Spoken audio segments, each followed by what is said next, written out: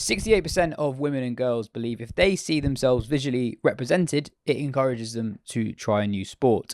That's why, to help inspire the next generation of female cricketers and drive further visibility of women's sport, Metrobank and the ECB have created a new photography bank of high quality images of women's and girls' cricket.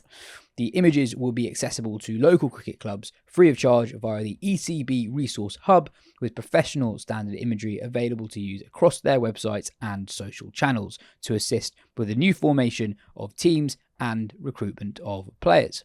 To find out more, check the link in the description.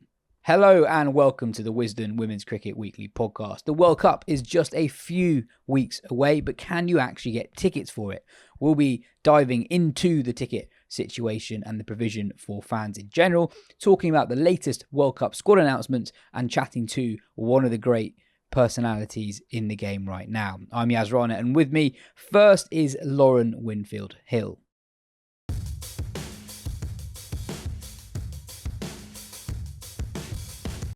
Lauren, for all of Australia's dominance in the game, they've not won back-to-back world titles since the 80s.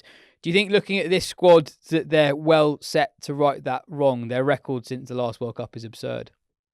Yeah, I think it just feels like every squad that they announce is just like a perfect blend of seniority and then exciting youngsters. I think everybody that's sort of come through as well in the last 12 months has really taken it by storm. You look at somebody like a Georgia Vall. I guess Sophie Molyneux coming back into it is a huge boost for them. But yeah, even like, I know Charlie Knott's not in the World Cup squad, but I know she's in the sort of series before. Like, they're just breeding, aren't they? They just seem to be breeding world-class players and performers. And I think the competition that Phoebe Litchfield's just had over here and Annabelle Sutherland, yeah, like even their youngsters are just so dominant, even at such a young age. Yeah, just to refresh their record since the last World Cup, which they won. They've won 24 and lost 3 since the 22 World Cup. And for all the squad speculation that other teams might have, Australia have only fielded 17 players since the last World Cup. And the two that aren't in the squad are Meg Lanning, who doesn't play international cricket anymore, and Jess Jonathan, who also doesn't play international cricket anymore, although the reasons for the two not playing are different. And yeah, Grace Harris hasn't played much ODI cricket recently. She's in the squad, and after doing really well in the domestic competition over the winter. Yeah, can you see anyone really challenging them? I suppose India on home soil got to be fancied too. Yeah, I think so. I think India look really strong. They look, and I think that obviously the home crowd and the home support is always a massive boost. But yeah, I just think that Aussie team, I mean, Grace Harris did a really nice interview, didn't she, where she sort of spoke about it was a lovely surprise because she's not really been considered for ODI cricket for quite some time now. And you look at, like, for me, somebody like Talia McGrath has to be under fire for her position. Like, I know that they really value her leadership. And she sort of did come good in the end in the Ashes, especially in the T20 stuff. But like, for me, Grace Harris has got to be knocking that door down. Like, she's a match winner. And the fact that you look at their depth and who's carrying drinks, even that is frightening in terms of the strength of the bench.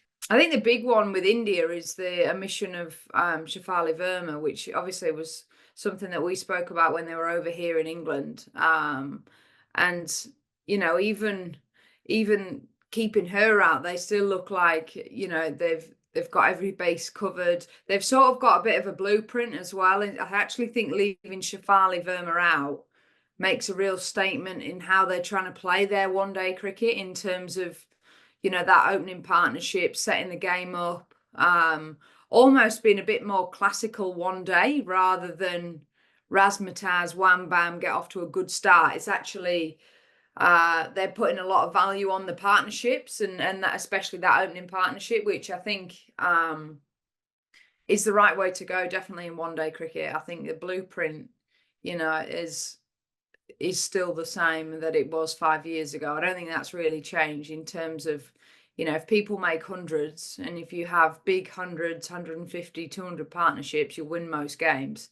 Whereas for a little while back, and especially in it over here, I felt like it was sort of like take the game on. If you get 30 off 15, you've done your job. Whereas actually, I think the narrative and the way in which people are trying to play one day cricket, even in the men's, it's the blueprint is pretty much go big. And sometimes be happy to just do the boring stuff for a bit longer. And I think, that Indian selection highlights that a little bit as well. Yeah, absolutely. And I guess that with someone like Verma, if you don't have it in the team, having it on the bench puts pressure on the people in the 11, if that makes sense. You have a very long tournament, and I suppose you want to avoid as much speculation and internal pressure as possible. Australia weren't the only team to announce a squad this week. New Zealand and Sri Lanka too. For New Zealand, uncapped all-rounder Flora Devonshire is in the 15, while there is no space for the left-arm spinner Fran Jonas, who was part of the group for the previous World Cup as an 18-year-old. For Sri Lanka, the 39-year-old left-arm seamer Udeshika Prabodani is included, having not played an ODI in more than a year. When we did the predictions for the T20 World Cup last year, we're going to do predictions later, but oh no, we're never good at this. We weren't very good, right? And part of that was because it was a tournament full of surprises. We weren't the only ones who got a lot of that tournament wrong. Yeah. And you had teams like New Zealand and West Indies surpass expectations. Can you see the semi-finalists being harder to predict this time round, or do you think 50 over cricket, just in its nature, is a more predictable format? Yeah, I think 50 over cricket is a more predictable format. I think the best team generally wins, and the best teams progress to the knockout stages on the premise that it's like a boxing match, isn't it? It's like who can go the most rounds rather than just relying on a knockout. And that's like T20. It just takes one person to fire. 50 over cricket, you need more contributions across the board, in my opinion, in terms of it's a real collective effort. I think, even just like we were talking about before, like the partnerships and things like that, they're so important in 50 over cricket, less so in T20. Someone blasts, 80 off 40 balls, or takes 3 for spit, then you'll probably win the game. In 50 over cricket, that's not the case because you've got to do things for longer. So I do think the best teams, like the cream, will rise to the top in the 50 over stuff because you just need more contributions from more people, different skill sets, etc. So the squads with the most versatility, and also willingness to repeat what you're doing for 30 overs, will probably come out on top. I think it's a lot more predictable than what a T20 is, and in terms of it just, one person has a day out and that's generally the game. So yeah, I mean, it was interesting Fran Jonas not being picked for New Zealand. I think she's someone that's featured a lot in the last few years. I understand it a little bit though in 50 over cricket. I think she's somebody who's more effective in T20s. She doesn't really turn the ball. She basically bowls sort of out the front of the hand and keeps the stumps in play. And I think in 50 over cricket, you've either got to be threatening or containing. And if you're not either of them, definitively like fall into one of those categories, it's probably not really a place for you. And I think she maybe does fall through the net a little bit with that. Yeah, just on the predictability of the tournament as well, just the structure of it is different to the T20 World Cup. In the T20 World Cup, in the group stages, one upset is great for the tournament and a bit of a killer for the more established sides, as we saw with England, right? So England were going well, we thought, going into that West Indies game. They beat South Africa, everyone was excited, but one defeat at the wrong time, that was the end of their tournament, whereas everyone plays everyone. So you can have a couple of bad days, and as long as over 7 games you are more consistent than the other teams, you get to the knockouts, and then suddenly you're only 2 games away from winning a World Cup. So that's where it becomes a slightly less predictable tournament. Yeah, I think so. And I think that's probably just the word for the comp, isn't it, really? Like, if you're going to try and win the comp, you're going to have to be consistent. And that's not necessarily like the real headline stuff all the time. It's just about doing, like, I sound really boring, but like it's 50 over cricket is generally who can hold the nerve for the longest, who can nail basic things repeatedly, better and for longer than the opposition. So I think, yeah, like I say, I think the team that can do that will come out on top over the course of the competition. And we know like what teams, I think even teams like New Zealand will struggle a little bit more so in 50 over cricket than T20s, just like their bowling attack especially, and probably needing a bit more contributions across the board with the bat. So I think teams who did well in the T20s aren't necessarily going to be the same teams that have success in the 50 over format. We're going to do some proper big fat preview stuff in the weeks leading up to the tournament. Just 18 days to go until the first game. We'll leave it there for this week. Cheers, Lauren. Catch you next week.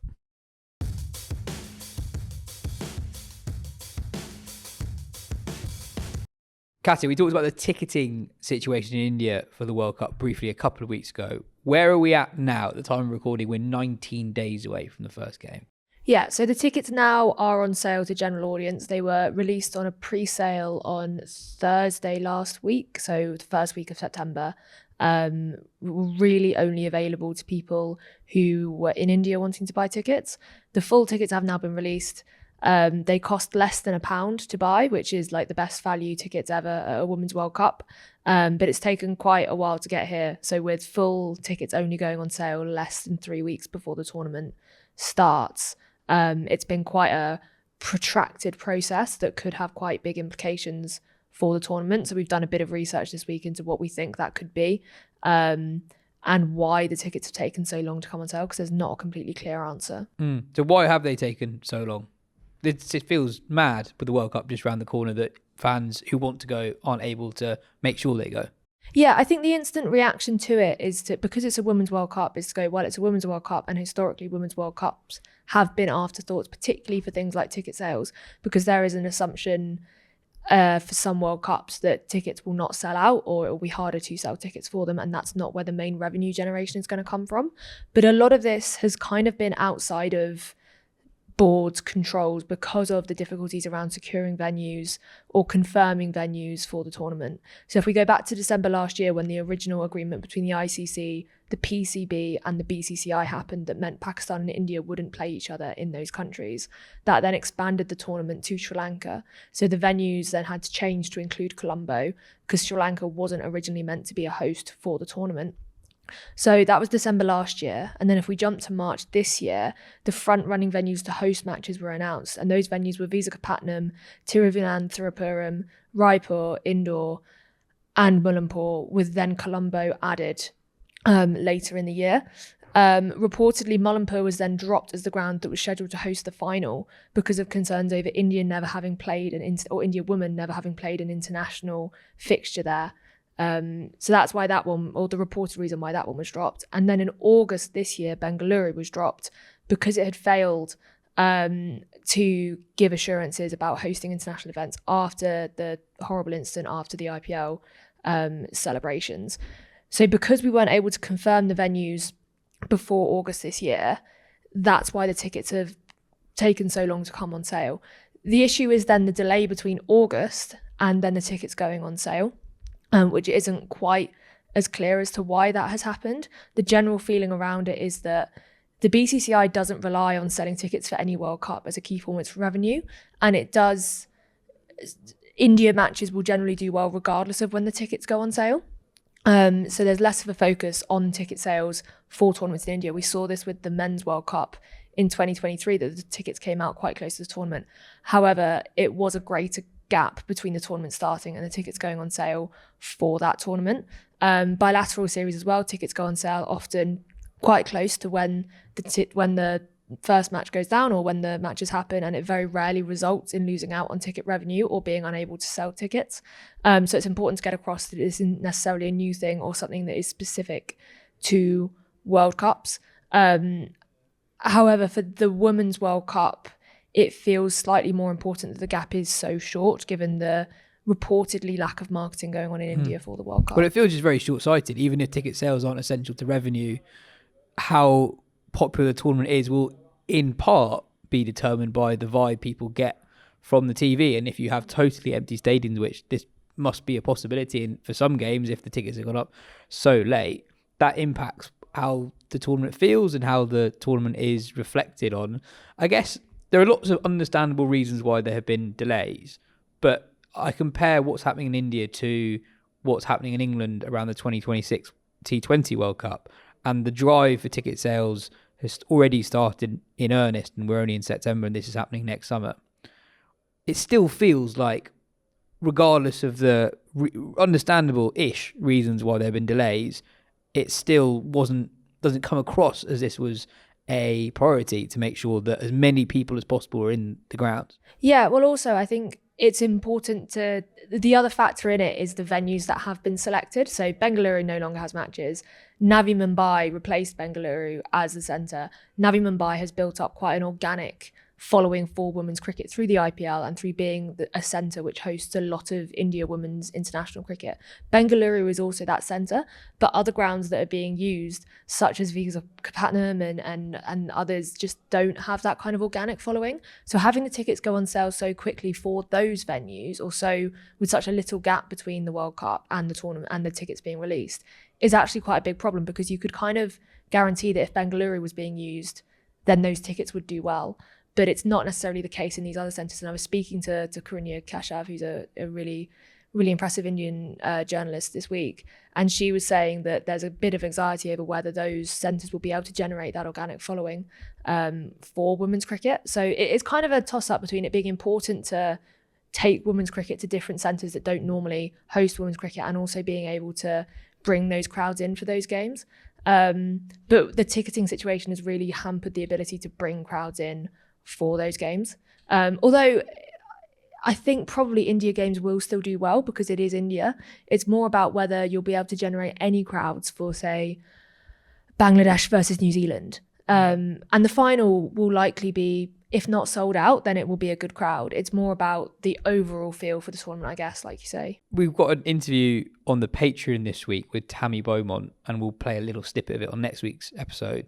She made quite an interesting point about how, in a way, India have ceded some of their home advantage in terms of where the cricket's being played. So she compared it to 2017, where England, sure the tournament was England, but England had played loads of matches in Leicester, Derby, Northants. So they actually had home advantage in terms of conditions, whereas the India team just haven't played at some of these venues. So that's quite an interesting thing to look at. And also, she made a comment about something that Owen Morgan had said to her about some of the venues where women's teams haven't really played. And sure, we know that in the 100, what is true for a men's game might not be true conditions-wise for a women's game. But actually, some of the venues historically are some of the most seam-friendly in India. So I think that's separately a real unknown for the tournament as well. I think there's also a point that should be made over logistics. There are no direct flights between a lot of these venues. So Indore and Visakhapatnam off the top of my head, and somewhere else that I've completely slipped my mind, there are no direct flights in between them. So not only does that make it hard for teams who are trying to travel around between matches, I know a lot of teams are going to use Navi Mumbai as a base just from a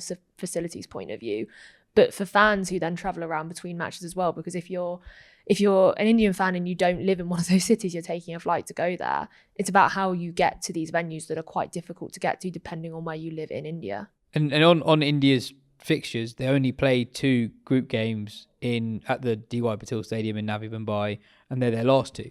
So actually, India are not playing at venues that they ever really play at until the last 2 games, and obviously, who knows what the table looks like up until that point. You had a conversation that we're about to play with the journalist Mrinal Asija.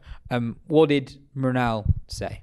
So Mrinal wrote a really good piece in The Guardian a couple of weeks ago when the tickets weren't on sale about the difficulties that fans who are travelling to India, so non-Indian fans travelling for the World Cup, are facing or were facing when the tickets weren't on sale. And I guess to a certain extent still are facing now, that if you still want to go, you're having to arrange flights, accommodation, tickets and everything within a very short amount of time. And she highlighted the difficulties that fans have had following women's cricket overseas for all eternity. I mean, there are very, very few companies from an England point of view who offer tour packages to go and watch England women in a World Cup.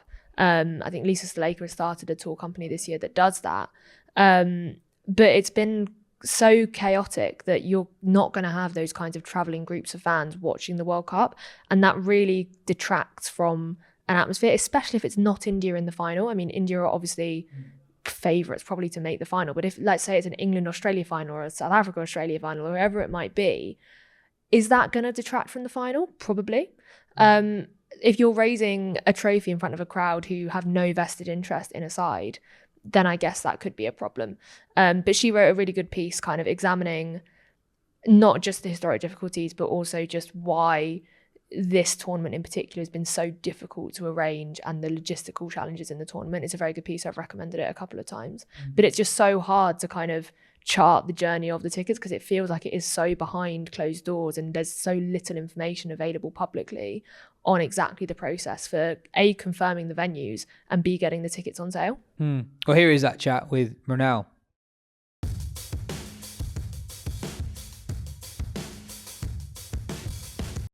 Marino, thank you so much for joining the show. Can we start with getting a little bit of background about you and your work and what you do? Yeah, Leon, thanks for having me. Renal, I'm a freelance writer based in Melbourne. Cricket is my primary sport, so that's what I cover, but I'm also interested in women's sport in general. And you wrote a really interesting piece in The Guardian Australia last week about the ticketing situation for the Women's World Cup. Just to get the timeline absolutely straight, at the time of writing that piece, that was before the tickets went on sale. The tickets now are on a pre-sale until September 9th. Marina, when you spoke to people who are trying to organise trips for the World Cup from abroad, we're now 3 weeks away from the tournament. What did they tell you? There's frustration all around. I've seen comments from people from Australia, from England. They've been talking on these social media communities that, as you said, the tickets were not out until just a day back, and just trying to figure out when that will be. The schedule also, it was changed quite a bit, a couple of times, and that came out pretty late as well. So there's definitely that frustration, that anxiety over planning the trip. And a lot of people have actually dropped their ideas to travel to India. So yeah, that's been a bit of disappointing stuff to read online. And what do you think made the biggest difference? Because we've talked about the ticketing situation and the schedule kind of like as interlinked stuff, but do you think if the schedule had been confirmed earlier, even if the tickets hadn't come out, people might still have decided to travel? Yeah, 100%. I think we saw the same during the Men's World Cup in 2023 as well. Yes, tickets adds on to the surety of it that, yes, things are going to fall in place. At least the schedule is out. But yeah, for sure, just having a clarity on where they are going, when they are going, that really helps people plan. So we might have seen a better interest, and a lot of people putting their hands up and saying, yes, we are traveling for the World Cup. And just to be clear, we're talking pretty much just about people travelling from abroad to India to watch the World Cup at the minute. Roughly in those Facebook groups you were looking at of people trying to plan trips, roughly kind of what proportion of people do you think are still going to go? Not seen a lot of positive comments there. I know at most 3 people over there in Facebook groups, and these are people outside of India. I know a few of my family and friends who are in India who are traveling, but again, a lot of people are having to drop their plans and change them or not go to as many games as they would have liked to. You mentioned on social media that your family had a difficult experience with the last minute venue changes, right? Yeah, so interestingly, my aunt and my brother, they were still traveling to Guwahati. They were interested in watching that India-New Zealand game, and they planned the whole trip around that. They would watch the game and then they'll go to a national park, wildlife sanctuary near Guwahati. But when the new schedule came out, just 40 days out of the World Cup, the game was moved outside Guwahati, moved to Navi Mumbai then. And so now they'll only be seeing rhinos and no cricket over there. I still reckon Rhinos is a pretty good deal, but maybe cricket would have been a good addition to that. Do you think this experience, you mentioned the ticket sales for the Men's World Cup a couple of years ago as well, do you think this might put people off in the future trying to arrange trips to travel to India for global competitions or international series, regardless of men's, women's cricket, whatever? 100%, definitely just makes people a bit wary of how things have gone. It's not pleasant. And just want to add, for women's cricket, it's an added disadvantage because from my observation, people who travel for women's cricket are generally fans who have been following the game for a number of decades now, and which means they're in those older age brackets. Some of them are retired. They do tend to prefer having some level of clarity on where they'll be when they'll be. So I have a friend here in Australia, 70 plus, and she travels to for women's sport a lot. She's currently in England for the Rugby World Cup. I have seen the spreadsheets she make before each tournament she's traveling to. So entire details about where she's going to be on a given day, what match she's watching, with whom, how many tickets she has. So having that kind of clarity in front of you, it just helps for people who are in that age group. And it'll be a big loss for women's cricket if we lose out on these fans who are willing to give their time, give their money, and just don't able to because the organizers are not making it easy for them. Mm. And you mentioned the spreadsheet, that's really impressive. But that's also what people have traditionally had to do to watch women's cricket overseas, right? Because there's very little options for tour groups, like the Barmy Army over here we would think of, and Australian tour groups with Merv Hughes whenever they come over here and that kind of thing for men's cricket. But that isn't really an option for fans wanting to go abroad and watch women's cricket. Yeah, true. Lisa Sthalekar, former Australian cricketer, she's come up with an idea to take people to women's cricket events. She's doing one for this World Cup as well. So it's really important that we get those kind of options come up for women's cricket. But at the moment, there are not many of those. And that does make it difficult when people are left on their own to plan the whole trip, and especially if it's an overseas trip. There's so much to account for: the flights, international connections, the domestic connections, the hotels, and doesn't help when schedule changes after they have booked a flight, and then you have to bear the cancellation costs as well. It's kind of difficult, and we just need to keep encouraging people to do that, and for that things have to be planned better, I guess. Yeah, and we should also say that this does affect fans in India hoping to attend games as well, because the venues are so spread out and in different kinds of areas, or maybe more non-metropolitan areas. People are going to have to get flights to go and watch these games if they're not local to those venues. Do you think because some of these venues that are on the schedule aren't tourist cities, so no, or traditional tourist cities, so no Bengaluru now, and more local cities like Visakhapatnam and Guwahati, maybe has put some people off from making the trip? 100%. I was just checking actually what is connection situation like between these cities, and there are no direct flights between Guwahati, Vishakhapatnam, and Indore. That really adds on to the logistical stuff that traveling fans have to plan, and just another hassle to look at. And pretty sure that'll be putting some people off. And now that Bangalore, as I said, is gone off the list, I'm sure people who had booked their travel earlier, they would have been using Bangalore as sort of a hub, because that's the easiest place to, if you're flying in from some other country, that's the easiest place to build your connections from then. Now that's also gone. So I don't know how fans are going to manage that. Who have somebody's flying from England, somebody's from Australia. You have to take a flight to Delhi first or to Mumbai first, and then find another flight or a couple of other flights. It definitely adds on to their hustle. Mm. Well, that also affects teams, right? I know there were some teams who were planning to use Bengaluru as a base before the matches were taken away from it, and I think now people are thinking of using Navi Mumbai as a base, but it all adds into the kind of complication of the logistical stuff for the tournament. Oh, we clarified earlier that tickets are now on sale. At the minute, they cost less than £1 to buy, or just over $1, so that's 100 INR. Do you think that might encourage some fans to go through with bookings, given that the tickets are so cheap? 100%. It should definitely encourage some local fans to get in. But at the same time, it's important that that's communicated better than what it is currently the way it's been communicated.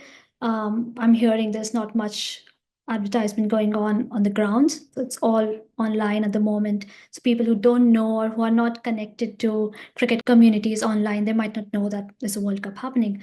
So definitely that's a big encouraging point, that tickets are priced reasonably, at least from the point of view of local fans. But yeah, things need to be done better to convey it to them that that's there for you to watch. Yeah, I think the kind of the pricing of the tickets combined with the overall picture of when the tickets were released and the venue change and all that kind of thing, it really shows how different boards value ticket sales in terms of their revenue and in terms of the tournament differently. So part of what went into the kind of controversy over this was that the 2026 T20 World Cup tickets here, their ballots are already open for that. Why, in your opinion, do you think there's such a clear difference in how boards value ticket sales? Yeah, I think obviously cricket is so big in India, so sponsorship does come into play, and that does become a big source of revenue for the board and for the organizers. Especially in women's cricket, we have seen a lot of games have been just opened up to the public without any tickets being, or at least a price being put to the ticket. So that is, but can also be seen as a way to encourage new fans to get into the game, which I think is a positive from a subcontinent point of view, because women's cricket is still a developing sport there. Fan base is still growing, and that way it's an encouraging thing to do, to price the tickets at a very low price point to get more people into it. I guess as well, if tickets are not about revenue, and we can see from the price point of the tickets that it's not really about generating revenue, and also when they were released, maybe boards are now willing to sacrifice that overall image of watching someone lift the trophy in front of a packed house in order to get those kinds of broadcast deals and also cut costs elsewhere. Do you think this is almost like a point for global tournaments generally, that ticket sales are starting to get devalued and starting to be less important going forward? To be honest, I don't think it's going to be something replicated elsewhere. It's very, I would see this being limited to the subcontinent and to cricket in a way, or at least women's cricket in a way. Yes, but it'll be interesting to watch how it's picked up in, let's say, in a sport that is not popular here in Australia or in England, and they might want to replicate the same model to get more people into it. But yeah, that'll be something I'll be watching very closely. But I guess as well, the biggest win for the BCCI in terms of this tournament would be an India win, to have that moment like the 2017 World Cup here, or the one in Australia where Australia won in front of a packed house at the MCG. If India did win and lifted the trophy in front of mostly empty stands, and we should say we think the final will still be well attended, but if the overall narrative arc of the tournament is these amazing best cricketers in the world playing in front of empty stands, do you think that will tarnish the tournament? in my opinion, yes. But I think the chances of that happening are quite less. I don't see that happening in a venue like Navi Mumbai, if Navi Mumbai is hosting the final, which is likely to. I don't really see Pakistan making it to the final and then the final being moved to Colombo. And so Navi Mumbai is a venue that's really come out to support women's internationals in the last few years well. So hopefully, whether India makes it there or not, there'll be a good crowd in there.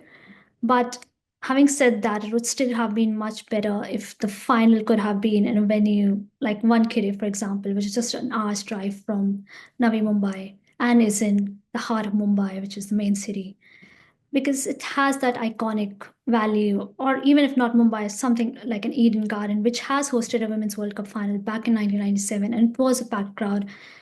Official numbers were not recorded, but if they had been, it might have been the best attended women's cricket match of all time. So we have that kind of a history, and it could have been replicated in another iconic venue, but that chance has been passed by the BCCI. So it does, even if the crowds turn up, it will be a case of what could have been, at least from the players' point of view, because they also deserved, when they're playing at that level, they're playing at top level. They deserve to be playing at venues which are memorable and have an history attached to them.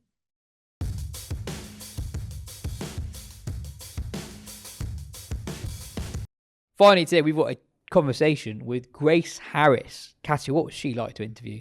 Really fun. I came out of the interview with Grace Harris and I was like, I actually just need to sit and relax for a minute because I can't process everything she's just said. She says so many interesting things in a really fun and individual way. Yeah, I was going to say unique delivery. Yeah, exactly. And since that interview, actually, we talked a lot about 50 over cricket, which I was really surprised to hear that 50 over cricket is her favourite format of the game, given how prominent she is in T20 cricket. And she basically never plays ODI cricket for Australia. She's in the World Cup squad, but doesn't really play ODI cricket. Since that interview, she's been selected in Australia's ODI World Cup squad, but she's played 2 ODIs, I think, since 2016, and I don't think she batted in either. And her ODI stats are not great, but she did have a really good season in List A cricket for Australia early this year. She scored a century, as you would think, off very few balls in state cricket.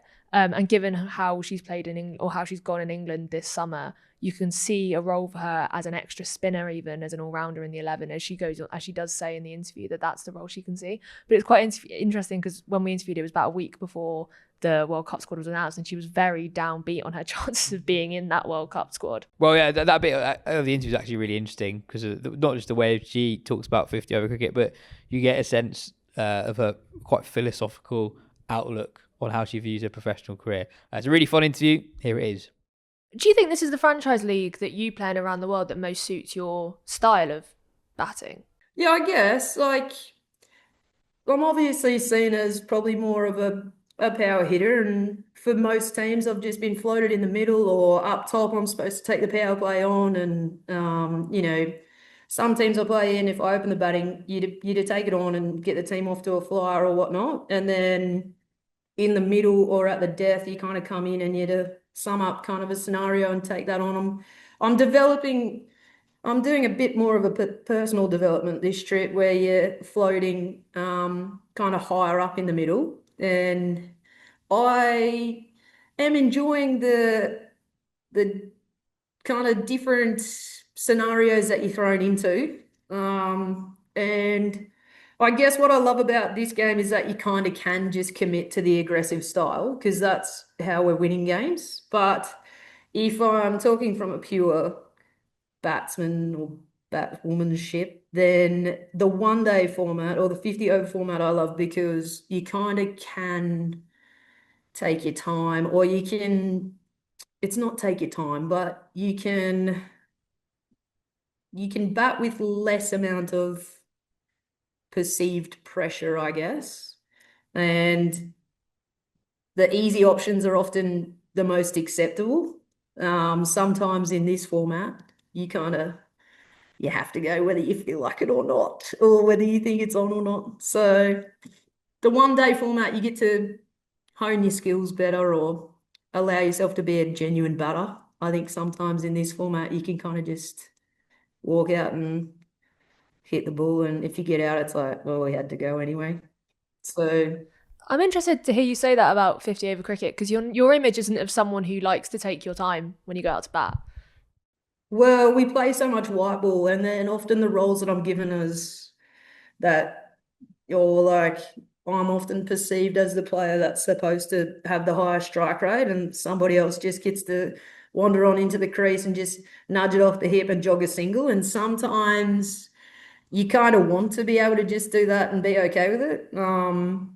But if you want to win games, and in this shortest format, you can't. Yeah, I think the games move past a run a ball early. Like the games move past that. You've got to be able to, if you're looking at successful teams or winning measures, I think you got to at least know where you're accessing boundaries to all the bowlers that you're probably going to face. And I think the games move past just kind of like, oh, I'm just going to base up here and just nudge it and then jog a single. But in the 1-day format, that could win you game. Like, you can win games going at 6 and over, which is funny, because if you did that in T20s, you'd be like, oh, yeah, how good's this? We're only chasing 120 instead of 160. So you just get to do your skills for a lot longer, and you can kind of relax a bit more in the 50 over format. Are you able to see yourself as a trailblazer? So just going through some of your accolades, you scored the first century in the WBBL, first player with multiple WBBL tons, fastest WBBL 100. Of everyone who scored over 500 T20I runs for Australia women, no one scored even close to as quickly as you. Do you allow yourself to see the part you've played in the evolution of the women's T20 game over the last nearly a decade? No. I guess it's interesting stats. I just, when you get picked for Australia, I guess when I first started playing the game, it was almost like I remember sitting in a room in state cricket, and the head coach kind of said, if you don't want to play for Australia, leave the room right now. Now that was his way of kind of saying, if you don't want to improve, or be a player that seeks constant improvement, like if you're happy just kind of ticking a box and rolling along, then we don't want you.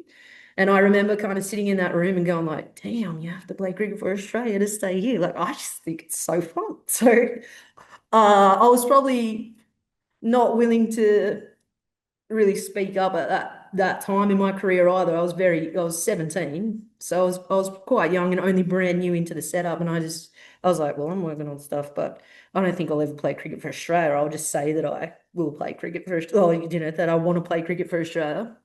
So when I first got selected, it was a bit like, ish, like, people that play cricket for Australia are supposed to be like really good, and I'm not. And I am not that good. So I guess like first making it, didn't really think that I earned it or deserved it or that I should have been there, because there was a lot of good people that were playing. And a lot of people before me that I didn't watch cricket growing, or like I didn't follow cricket growing up. So the legends of the game only more recently mean something to me.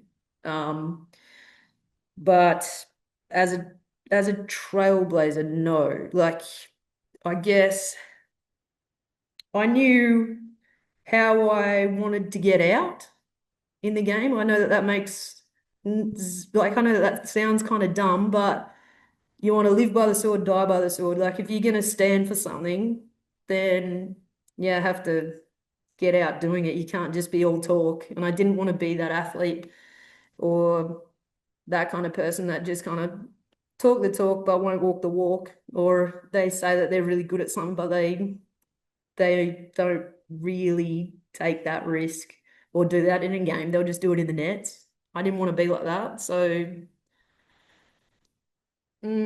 these days playing cricket for Australia, it's such a great opportunity. Like, there are so many people that would want to be in my position that you just kind of can't say. It's not necessarily that I think I deserve to get picked for Australia.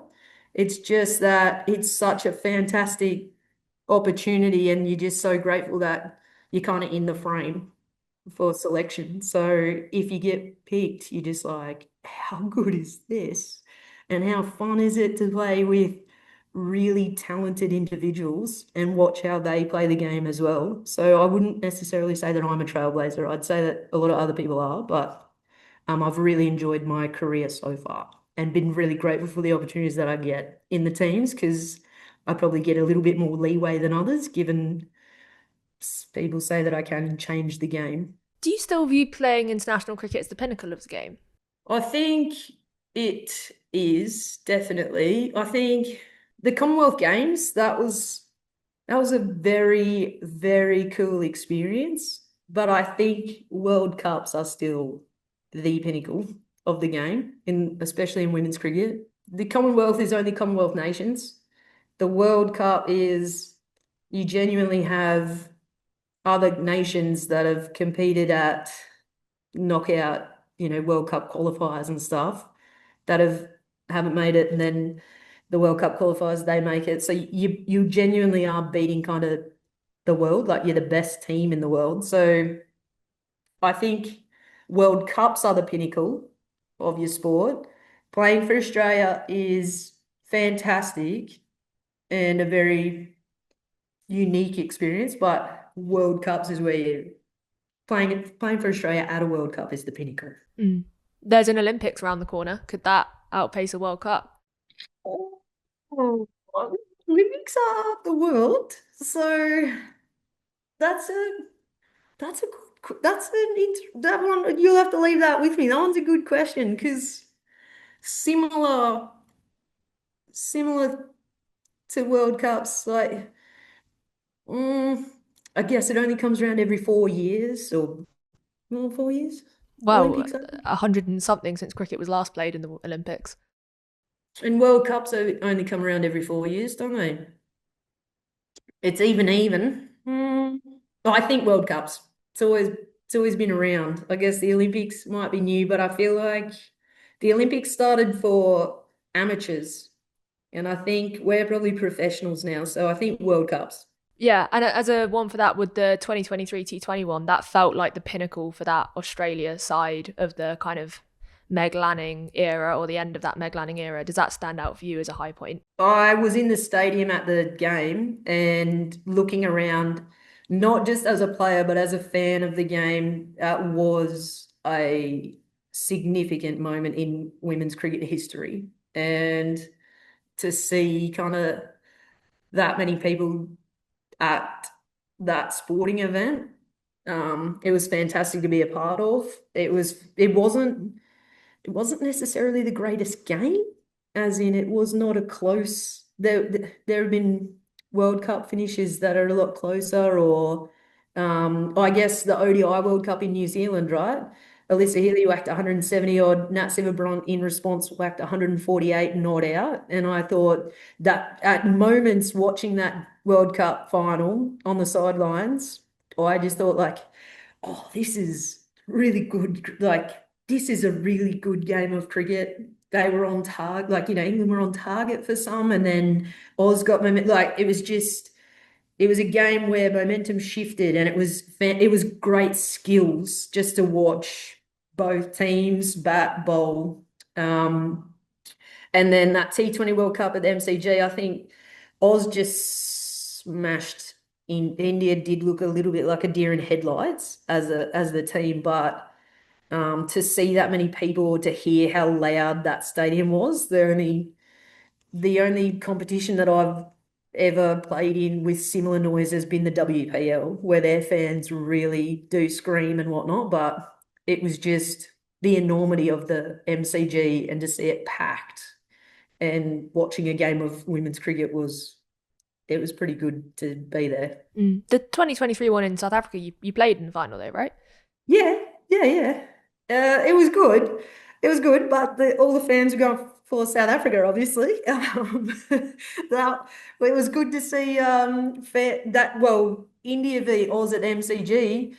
They had Indian fans were just as loud as the Aussie fans, but they were there, like they were there in numbers. And I think it was the stadium itself. The MCG is just a massive coliseum, just round. They're 3 stories or 4 stories high. There were just, I couldn't see empty seats anywhere when I looked around. And not gonna lie, the South African final was good. Like sold out crowd again, really good, but the MCG obviously being at home, and just it was good. It was really good to watch. And you got Katy Perry to turn out for it as well, so always a bonus. Yeah. That's an added bonus, really. On the same theme as World Cups, and just leaning back into what you were speaking about earlier about 50 over cricket, there's obviously a 50 over World Cup coming up in end of September. Yeah. You have played, I think, 2 ODIs for Australia since 2016. Where do you view yourself at with ODI cricket at the minute? Having said your fifth favourite format is 50 over cricket. I'm probably not in the best 11 for Oz, if I'm being completely honest. Like our Australian team in the 50 over format is formidable, and I think it's actually our best format. But I can only keep trying to or work on my skills or develop my game to make it into that team. But I wouldn't say I'm in the best 11 for those stuff. I could, depending on conditions or whatnot, you could be in the 15, I guess, if you go into spin friendly subcontinent conditions. You might want the extra offie, but just I'll bring the good vibes on the bench and make sure all the girls will be rehydrated. But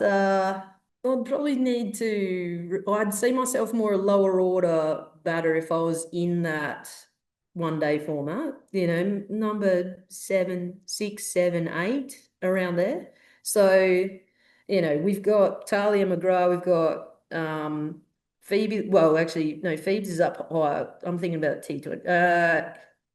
ODI, Georgia Wareham, Kingy, Talia McGrath.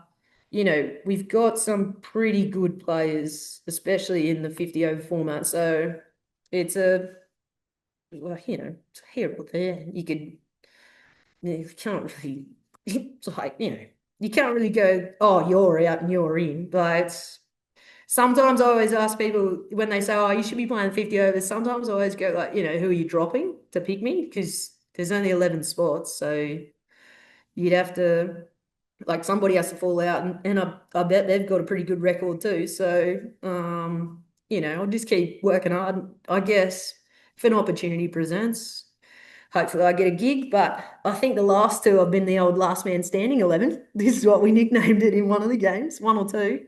There might have been a few injuries on that tour, and I might have just been in the right place at the right time. But it was good fun. I do enjoy the 50 overs stuff. It's good. Just to finish up, when you're talking to you really get across that kind of enjoyment factor of playing cricket and enjoying your cricket. Have you ever struggled to keep that enjoyment factor?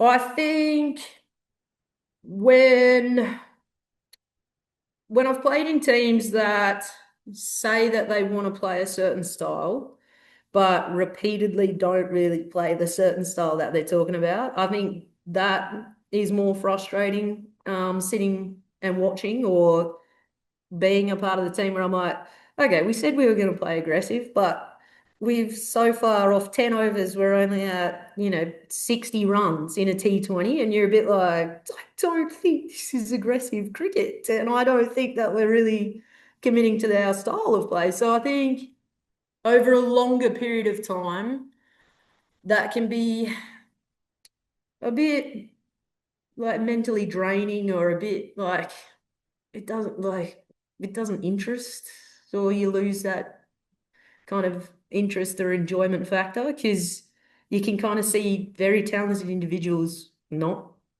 perform talentedly or like show their talents. I don't think talentedly is a word. But yeah, that's kind of, I get more kind of frustrated at that, I guess, than anything else. Rain delays aren't that fun, because you're on again, off again. Well, I hate to break the forecast for you for the Eliminator. We'll see how we go. We'll see how we go. There could be some cards played that day. Grace, it's been great to talk to you, and thank you so much for coming on the show. No worries. No worries. Thanks for having me.